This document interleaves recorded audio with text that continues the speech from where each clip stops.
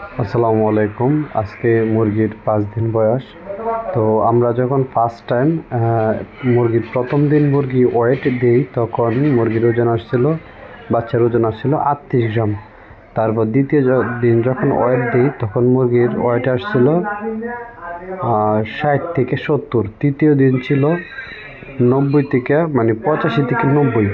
তৃতীয় দিনের ওজন ছিল এটা। আজকে হচ্ছে পঞ্চম দিন, চতুর্থ দিন দিতে পারি না, ব্যস্ত ছিলাম। আজকে পঞ্চম দিনের ওজন এগুলো দেখেন, প্রত্যেকটা 100+। এখানে 135, ঠিক আছে। দেখেন এখানে হচ্ছে আজকের যে ওজনটা দিতেছি, এটা মূলত পঞ্চম দিনের।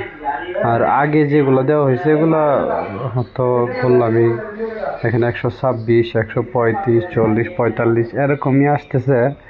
তবে বেশিরভাগই 130+। হ্যাঁ, 130+ বেশিরভাগই। সেক্ষেত্রে আজকে যেহেতু পঞ্চম দিনে 130 গ্রাম প্লাস বাচ্চা এরকমই বেশি দেখতে পাচ্ছি। এটা ভালো, খারাপ না। এটা আমি আরেকটা এখানে কি আর দেবো, সবই তো দেখলাম। গড়ে আমি দেখলাম যে 130+।